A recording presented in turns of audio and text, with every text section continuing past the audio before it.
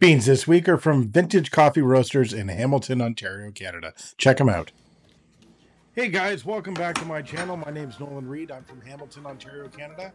And this is my pumpkin spice syrup recipe for a pumpkin spice latte that I'll make here in a minute. So check it out. Unfortunately, my bottles that I have for these are drying now because I just washed them, so I keep it in an airtight container. I put 2 tablespoons in for each latte I make. Make sure that you check out the recipe for this in the description below. Now let's get to it.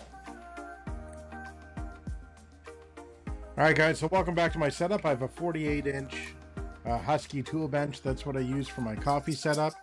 As you can see, I got 20 grams of beans. I'm doing the Ross droplet technique. So I do this so that way I keep all the chaffing down when I grind the beans through my grinder and try to keep all that retention. I'll flush through the portafilter, dry that off, give it a good wipe.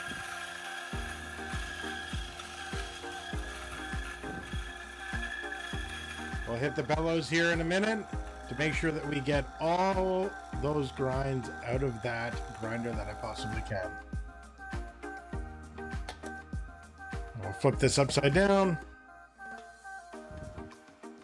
Put a portafilter ring on there just so I can use my subliminal WTT tool.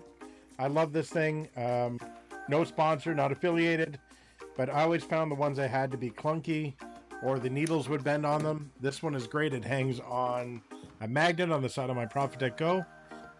Quick and easy. So after I'm done that, I will use my Normcore calibrated tamper.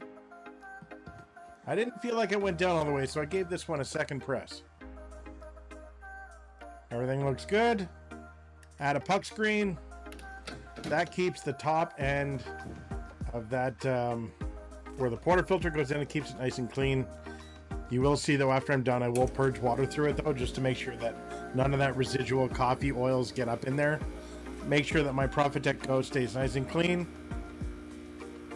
All right, so we got 20 grams of beans in. I'm looking for 40 grams out in 25 to 35 seconds. Now that's after the coffee starts hitting the cup. I always find with the Profitec Go, it's about 5 or 6 seconds prior to the coffee actually flowing. All right, so we'll move the cup out of there. We'll move the scale out of there. Clean out the portafilter.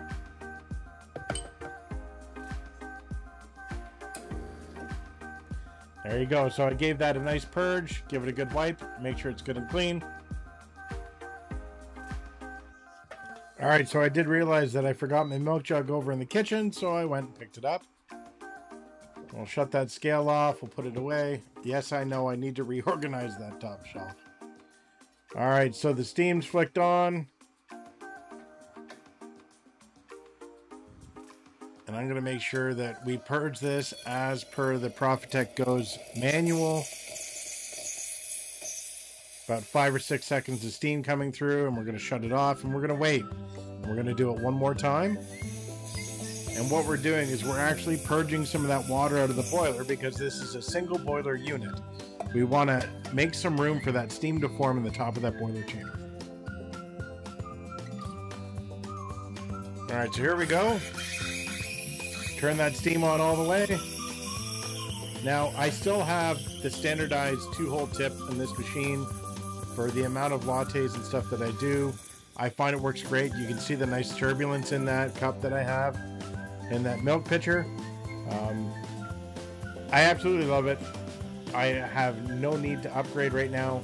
I do have my eyes set on another machine, and I would like to continue to make other videos for you guys, so I will see how we do. Hopefully I can upgrade shortly. So I go until that's got a good temperature in the pitcher for me, and then I shut the steam down. You want to make sure you wipe that steam tip down with a nice wet cloth, and you want to purge some steam through it just to make sure any residual milk in that steam wand is out of there. Please like, please subscribe, follow me on my espresso journey, comment below, let me know how I did. Don't forget to check out Vintage Coffee Roasters.ca out of Hamilton, Ontario, Canada. Thank you very much.